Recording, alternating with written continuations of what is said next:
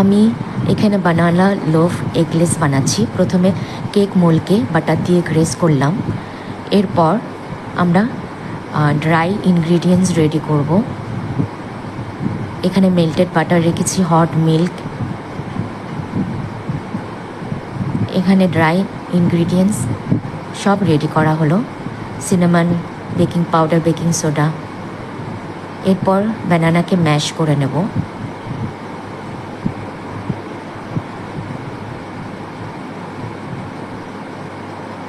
Banana mash করার পর আমরা মেল্টেড বাটার অ্যাড করলাম। মেল্টেড বাটারের পর আমরা জ্যাগরি পাউডার অ্যাড করে ভালো করে মিশিয়ে নেব, যাতে কোনো লাম্পস না থাকে। ভালো করে মিশিয়ে নেওয়ার পর আমরা এখানে হট মিল্ক ইউজ করব।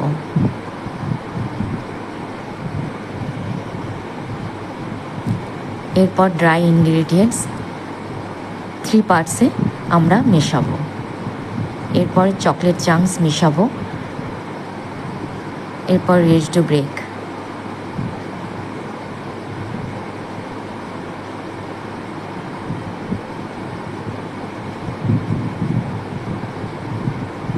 এটা preheated oven 150 degree Celsius 30 minutes bake করতে হবে।